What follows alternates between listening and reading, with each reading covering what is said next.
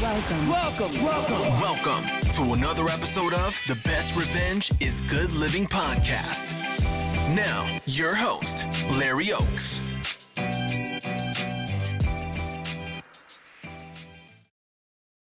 We back. All right. The Best Revenge is Good Living podcast. Got my next guest in the house. Cheers. Number one, my oldest, L.A. Renz in the house.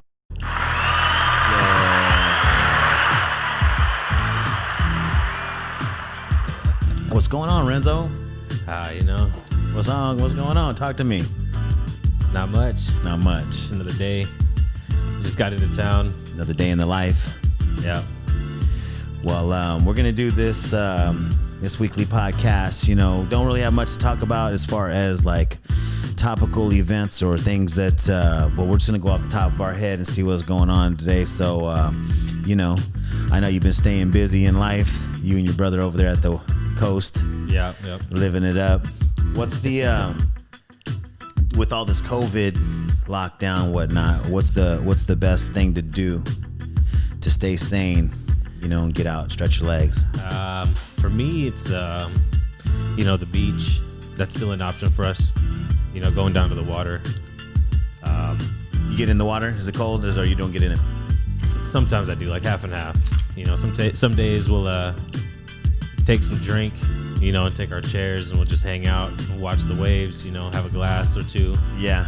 And just kind of hang out. And then sometimes, we'll go and have fun, play some Frisbee, get in the water. Outdoor activities. Yeah, get some fresh air, get the sand between your toes, I don't know if you haven't heard about the heat wave or the weather that we had down in LA, San Diego, 110. It was 100 and it was like 110, 115 this weekend up where you're at in Slow. A little gym. Yeah, that's another thing I like to do, to keep active, keep my mind right. Yeah, you always have to integrate that. Yeah. And luckily for me, the gym that I go to, they've been staying open. They've been kind of trying to roll with the punches, I guess, if you want to say that, as far as all the regulations and shit. But they've been able to make it work. So I still got a place to go and get my workout on. So right, I'm thankful for that. And being that you guys live with the way you live, what I'm saying? It's not like you have your own workout facility, like Studio B got that little workout. Yeah, joint. Not yet. Maybe next year. I think you did a solid 9 months in Studio B workout sessions. At least. Yeah, that was the foundation. Build the foundation, right? Yeah. Exactly. That's exactly what's going down. I like this little. I'm just going through. I just picked like a little 50 track. Keep it going on that royalty free music on YouTube. You know what I mean? Put hip hop. We'll just keep going through it, but it's always for some reason for me. I always like to have a little something in the background that flows a little bit better. Yeah, kind of have an ambiance. Yeah, that's what I'm saying. Ambiance, like we were, at dinner with the new fan that I put up there. It's got those new energy efficient lights, so it's like all dimmed out. Yeah. Forced ambiance.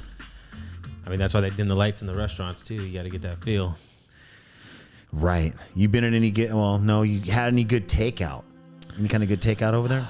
Well, actually, a lot of the places out there now are they're doing outdoor seating. So a lot of the restaurants, like instead of having like parallel parking on the curbs, they took those out and now they're building like almost like little decks that are taking up that parking space, and they're putting tables and chairs and they're doing outdoor seating in a lot of the restaurants. I didn't see a lot of it when we went down there, a couple weeks ago when we went down for the beer fest. See, that weekend Malibu or Morro Bay Beer Fest. They were building a lot of it. Okay. So like some of them, they just kind of threw a couple tables out on the curb. Now they like built like, I don't know what it is with like. Here's my philosophy on that. That's what I was telling your mom. This is truly what I feel about that Agenda 2030. It used to be Agenda 2020, but now it's Agenda 2030. They're trying to get us used to not having any energy. Yep. And fucking eating outside in the heat. You know what I mean? That's truly what they're trying to get us used to eating outside, you know, because it's going to be less, you know, whatever the case may be. You know, and I mean, that's just my little 2 cents on what I've been seeing on the forefront. And, you know, it's hard to, I mean, it's easy to say that, but it's hard to buck the tide. You know, it's hard, even though I know that there's no studies showing that my t-shirt or my fucking gym sock or whatever the fuck else people are putting on their face stops any of that fucking so-called whatever the shit viruses that are going out, diseases, you know? Yeah. You know, but it's they're just conditioning us and you know, I do it for convenience, but I started out a little rebellious. Yeah, I still am. But you can't go anywhere. You can't do anything. It's like forced. Yeah. You know, that's craziness. So hopefully it's all going to end soon. You know, hopefully, I mean, I'm sure it will. The crazy thing about it is that they did a timeline, like with the numbers, the numbers of how it's looking like as far as death rate and infection rate. Yeah. And the projection, you know, like they put it in some computer program and the projected end date of no more cases, no more positives, November 4th. Who would have thunk it? Who would have known? I've been saying that. And I'm saying that shit. I mean, I am your son, so. Right? You know what I mean? So it's like, but not a lot of people. You know, I was at my cousin's before coming over here, and they had a Biden Harris little poster, you know, like a yard thing. The lawn poster. But it was against their house. But, you know, I support the right for people to believe whatever they believe and you know, vote however they feel that they need to vote. I voted for Bill Clinton, you know, back in the days, the first time. But, you know, we all it's crazy when it comes to politics in the United States, you know, even international politics. Yeah. Me being a libertarian or whatever I am, you know, like an independent thinker, an independent mind, where I'm like, listen, you know, don't wait for any government. You know, the creation can't be greater than the creator. We created the government. We control the government, but we allow these individuals, you know, here in California, Gavin Newsom, to tell us that we can and we can't. And then with shit like Pelosi getting busted, you know, oh, I'm set up. And it's just that class system. You know, and all these people talk about socialism and communism because they know that they will be the oligarchs. They know that they'll be the ruling class. They think they will be. Right. And so that's why they're for that shit. You know what I mean? They're trying to get on the winning side or whatever. No, they just want power. Right. They're in power now. Yeah. They want to keep power, and there's this plan already being worked out, and it's the good old. You get to town, you get to DC, and you're a decent person. It sends out all my podcast, you know, to you know, iPod, whatever the app is, and Spotify and all that shit. You know, I don't even think Spotify's carrying mine because I'm assuming of the content. Yeah, I don't know. Because you know how like Rogan's going over to Spotify and they took out like 100 or I don't know how many, but a bunch of his more controversials, you know, more of the better shows. They don't have them on there all mysteriously, whatever. And of course, it's going to be all this, you know. But that's par for the course. Censorship. It's par for the course, you know. And Joe's along for the ride. I mean, he took the 100 mil. So that's, you don't play that game unless you're playing. And he said it years ago. And he's like, tell me all the secrets, you know. Tell me, I'm down. I'll do whatever I need to do to be part of the club. You know what I'm saying? You don't just say that. And then he was with Alex Jones and all that stuff. You know. Yeah. And you know that for me, it's like I look at things. I don't know if I look about things differently, but I see things for what they are. And it was like coming up, you know, especially like doing this. You know, I started with just music or just like you know, audio visual. Yeah. You know, I used to literally put the movie reel on the freaking projector, you know, and take the film and load it up and play it. He'd be shooting the, you know, line up the lens. You'd wheel it up this way, and line it up on the thing. So it started with like audio visual and then went into like, you know, like plays or, you know, like festival type things for like Christmas or Thanksgiving or just getting involved in kind of the performing arts, I guess you could say like that. And then to full circle it into today where you have the capabilities of doing, I mean, all these things for a minimal amount of investment, you know, and time and effort, and then control, you know, like your, you know, it's all about eyeballs, you know, and you know, this thing here, it is a hobby, and you know, I wanted to start having more of a structure, and I am going to get more of a structure, but on my timetable, because I have you know, multiple ventures going on, and you know, everything that I have going on, but the chops are getting better and better and better and better the more that I dial it in, you know. And I went off a tangent, but pull me back on where we were going. I don't even remember. I'm just rolling with the punches like you are. But we had a point. There was a point, anyways. I don't know. But I think it started with that music, and just with music in general. You get me on my soapbox on the music stuff. Yeah. You know, but no, man, I'm glad that, you know, I want to get more guests going on. I'm supposed to get my buddy Ian. I talked to him. I talked to Foosh. Foosh was kind of like, when I finally put it on audio. Yeah. Only. I just seen him post a picture on Facebook maybe last week with you and oh, really? And at Hooters, it was you. And and Theo. Did he tag my link to my podcast? No. But anyways, he was. So, but yeah, I seen that you guys are together. The crazy thing about it was what I was telling Mom was that I texted him the song, right? Because I put you know, My Soul Is Dead or whatever, and I did the remix. Yeah.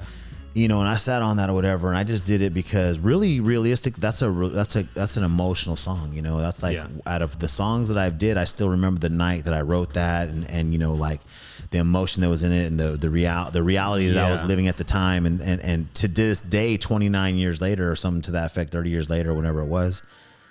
To me, that shit's a fucking slapper. You know what I mean? I just like it just came together, right? Yeah. And it was just organic and it just happened like that. So I was like, I sat on it for a minute, and then I was like, you know, I'm gonna send it to my trues. Yeah. And I still haven't sent it to all, like I haven't sent it to like the Bay Area homies, you know, whatever. Right. But I put it up there on audio only, and I was just like, of course it's gonna be platform for my podcast, you know, the audio podcast. But I had to throw the 2020 remix slapper on there. You know what I mean? Yeah, this is your show. You do whatever you want. Yeah, you know what I mean. Well, on the server or whatever it is on there. You know what I mean? That way, I can direct traffic, you know, off the song. Yeah. And then plus, it's just something that, you know, that it's just a compliment. It's just me. It's whatever it is. So I sent it to my people, whatever. So I sent it. Foosh was one of them that I sent it to. But anyways, he's my true from, you know, my roommate and, you know, whatever from back in the days. But so me and Louie are going to Hooters, right? We're going to go have some beers. We're going to have some wings. So he calls me up. He's coming back from Fresno, wherever it is. And he's telling me, I sent him the song. Mm-hmm. And then when he calls me, I'm like, oh, what'd you think? You know, because he was like, you know, sounds fire or whatever, you know, little thing, whatever. Yeah. But then he ends up calling me, and I'm like, oh yeah, I'm over here at Hooters with my brother. You know, we're having a drink, and that us three were the first when we first moved out. Yeah. Our first apartment, it was us three. So he comes through. He's coming back in from town, and he ends up falling through. And this fool's talking about, you know, yeah, I heard E, you know, he was 50-50 partner, you know, my boy Search, you know, he's like saying all this stuff. He's like, all I want to know is how the hell is Tom Tom fucking a B-Town pimp, you know? And he was just like, you know, like calling me out. And so I'm on my way. Matter of fact, I was on my way to Hooters. Yeah. So he's texting me this, and I'm looking at it. I'm like, did I say anything about B-Town Pimps? I'm like, you know, what song did I send him, right? So I'm thinking like where's that from? So when he got there, he was listening to the podcasts. Yeah. And you know, and then he not only was he listening to the podcast, but you know, there was some detail in there that hit home, and he's like, you know, I didn't hear my name. You know, I didn't hear you say my name or whatever. And I'm just like, hey man, you got to come do the show because, you know, I was speaking about music. Right. And Steve's never been, I mean, so then, unbeknownst to me, I didn't know this. So back in the days, when it was me and Ian, we were doing the Don't Stop, he would book all the shows. So I did the music and put everything together, and he laid his lyrics, he wrote his lyrics, but he would get us the gigs. Well, one show here in Bakersfield, he had us booked, but we were doing a small side stage over by the exhibits because he's into lowriders and all that thing. So he was like putting us over there. Well, according to Steve, according to this night, a couple weeks ago when we were over here, he said that he's the one that got us on the bandstand because we ended up doing the show on the grandstand, over on the far side in front of a few hundred people, you know what I mean? And so according to him, he said that he's the one that got us on that stage. And so, so I was talking about in the show, I was just like, well, I was talking about music, you're my friend, but you weren't involved in the music business industry, whatever I was doing at the time, that we were doing it. So it was that, but yeah, man, the show is, it's going to be growing. It's going to be a platform just to have fun and do the things that we're doing, like we are. It's posterity for me. It's for you guys. It's for you if you do ever have kids, or even if you're like married into somebody, or even if you're just like, I want to show you my fucking stupid dad, you know what I mean, and the things he used to do and things who he is. Yeah. It's one thing when I tell them the story about how I got my name, and then it's another thing when you get to tell the story and they can hear it. Yeah. I mean, Renz isn't an everyday name. Sure not. Most people don't get it right the first time anyways. What they say, Lorenzo? I'm like, oh yeah, it's Lorenz. Lawrence? Close. Lorenz. Lorenzo? No. It takes him a couple tries. What's funny about that is that back in the days when I was thinking, what kind of name can I have, or what's my, what's going to be my moniker in music and things like, I'm 12, 13 years old or whatever. I'm first thinking about things like that, but it was from the region that you're from, or from the area, was West Coast, but I'm from Bakersfield. So we're kind of like, we're a geographical oddity, you know what I mean? But in the late 80s, it's just like what makes sense. And that's how it ended up being. That's how it ended up, being now. And then when I heard Lorenz Tate, who's younger than me, it was the first time that I ever heard anybody else with that Lorenz. And I was always curious about his parents, what they were thinking. And I think he is from the LA area. So, could have been the same thing. Could have been, something similar, but it came out somehow. And language and communication is a crazy thing. Yeah. I always say words mean things, but it's like how people communicate and how people interpret that communication. That's a crazy thing. Yep. What are you looking forward to in 2021? I want to say probably the main thing for me is I want to kind of start moving towards, purchasing a home. I want to buy a place to call my own, hopefully in the coast where I'm at. Grow up. You want to take on some responsibility. Something like that, yeah. Get a home. It makes you just want to get a home. Yeah. Stop renting and get a place. Yeah. That's probably the main goal. It could be done, man. There's people that, Yeah. You when you get used to living in a certain area, like when we were up there in Monterey, and I had been in that area in the 80s and in the 90s, and we were there in 03, and you just get used to things, man, because it was like here, I could get us all a haircut for about $25. Yeah. And then you go over there and you're looking at like $20 a head, so now I went from 25 to 60 plus a tip, for 3 people. So now you're looking at, 75 or, maybe even a note. Who the fucking knows? You know what I mean? Yeah. But a minimum of 60. Yeah.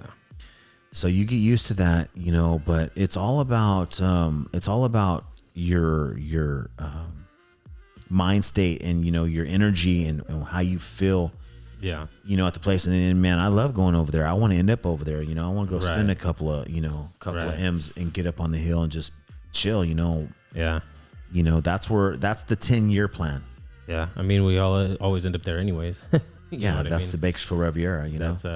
That's. But I've been a lot of places. You know, I've been a lot of places, and you know, not just in California, and that just like here. It's a geographical oddity, you know what I mean? And it's just good, and it's just a good spot. Like it's a good little vector, you know, of this reality that we're in, you know. And you don't know that unless you're there and see it. Yeah. But you know, it is. That's 100%. It is true. Food wise, you know, the food is great. There's still a lot of agriculture there. You know, the farmers markets. You get a lot of fresh stuff. There's a lot of nuggets. You know what I mean? Yeah, those little nuggets. You got to have the nuggets. But not just that. I think for me, you know what I mean. Being here, you know, all of our families here, but a lot of us are kind of venturing out. You know, going different ways. There's not a lot of, you know, like a lot of different people. I guess you can call them families, but a lot of different people in the past would leave their home and travel and go other places, and there's still a lot of people that I know that the siblings in the family, they're spread out. You know, I don't know if it's a cultural thing where we stay close to home or we stay, you know, comfortable or what we know, but there's nothing wrong. I mean, it's one thing if you're gonna go across, you know, 1,500 miles away or whatever, you know, or you're gonna, if you're 3 hours away or 2 hours away or an hour away or whatever it is, and thankfully again where we're at, it's 2 hours away from any beach you want to be at, you know, worth being at. And you know, so shit, dude, believe me, that's the 10-year plan, and it's going to manifest. It's manifesting already, you know what I mean? Right. It's just a matter of time. Just live it up. As far as I'm sorry, you know, just live it up. That's all I'm doing right now. I mean, other than, you know, like I said, that, you know, I don't really plan too much ahead. I never really have. Just kind of do what I'm doing now, and then I'll figure it out on the way. Yeah. It's worked for me so far. It sure has, dude. It sure has. For reals, it has. Because, like, when I do get stuff done, for me, it's not like a sense of gratification. It's like, all right, cool, that's how it should have been done. That's how it should have been done, and then they may get to the next thing. There's never that sense of gratification where it's like, oh, okay, it's complete. Right. Yeah. Or you get that like feel good feeling of like, you know, you see the end product and you feel accomplished. It's more like, all right, cool, that's how it should have been done. Right. And if it's not to that standard, then it's, you know. Now, are you talking about getting a house like where you're going to do some like a fixer upper, like going and kind of gut it out or whatever, kind of go by time, or are you going to try to get something newer? You know, I haven't really thought that far along. I know I want to get something and I want to own it. I haven't really been looking to see what's available. I mean, I would like something that's move-in ready. Okay. You know, if it's obviously needs some upgrades or whatever, that's one thing. But I don't want to buy like you know, something that's all run down and, you know, that I gotta. Are they building any kind of new developments out there, or anything that's like? Yeah, there's new developments. You know, near where I'm at, there's a couple of communities that are getting built right now up in like Slow. Okay. So there's more stuff getting developed. It's in, you know, the beginning phases. They're starting to put up foundations and stuff. So probably here in the next couple of years, there are going to be some more homes getting put up. So I know you went last year, or was it this year when you went to Mexico? Did you go 2020 or 2019? No, that was 19. Yeah. So with this Corona bullshit, it's like you can't even fucking plan anything, huh? Yeah. Well, I had bought, you know, my ticket or whatever to reserve my spot at the event last November. And then it got canceled. Then it was like, oh, you know, you got a voucher for this event. And then it got. So you have a voucher. Back. So I have, a voucher. So pretty much like. Or credits, or whatever you want to call it, for the next event. Yeah. Whenever that is. I know it's open because I've seen people going, but I just don't care too much. And that's where Rosarito or Ensenada, or is that? Rosarito. Oh, yeah. Yeah. Yeah, but pretty soon, I mean, like, you know, 2021, you know, summer 2020 or spring break. Right. Be a good time, you know. I mean, it's there. I bought it pre-sale, so it was half off. So whenever or wherever I want to go, it's there. Cool. Word up. Yeah. You're always going to have the first right of refusal. Right. In all the ventures that we have, you know what I mean? Yeah. Yeah. I'm waiting on the shirts. I need some new stuff to wear. Yeah. That's the stock. I don't know how many is there, probably 500 or something like that. And then, I'm going to get, it's already dialed in, dude. It's just a matter of fine tuning. And then, like I said, I've got the actual logo is tight, but I learned some tricks, on this Adobe Illustrator. And so it's just going to take it up a notch. And it's just the first round, it's going to definitely get tighter and tighter as it goes forward. Like I'm looking at this art right here, just looking at it, and this just happened to pop up, this little thing right here. And I'm totally seeing like a 4-color design. And like, I know with things that you guys wear. So it's like the things that I'm learning, it's like, if you guys give me an idea, even a picture, I can make it and I can like, stress it, and I can do all kinds of texturing to it and all that shit. Yeah. And just lay that baby down, and put it out. But we're going to do, for the brand, we're going to do specific, real dialed in designs, like the first few that we have going on, but always looking for the next new thing. And that's where your guys' new blood comes in. You know what I mean? Yeah. When we have these these events, we have one a quarter. Mm-hmm. And so, brainstorming sessions and the things that we do. Right. So yeah, man, I appreciate you. I mean, I know you guys came down for Mom's birthday. We're getting ready to set that off tomorrow. Yeah. For Mom, it's just always good to see you guys, dude. And this is the first one we're gonna do. I definitely gonna do a different one because this was kind of like makeshift. I had to tear the set down for the party. And so you guys time constraints, but yeah. I've been wanting to put one out, with you. I did Jake. Yep. I don't know. Matter of fact, Buzz wanted to be on one too, but just haven't got in there. Maybe he sees it here. Maybe he wants to come in. Because I do, I'm nobody, dude. Just do everyday people. You know what I'm saying? Just do some content. Because when people are driving, they want to hear something different. And with 9 billion people or whatever we have, 6 billion, 7 billion, there's always something for somebody that people get nuggets from different things. Right. But love you, dude, and I'm glad you came on here. And we're gonna do it again, brother. For the best revenge is good living. It's your boy Larry Oaks, aka Big Renz. We'll check you out next time. Peace and love.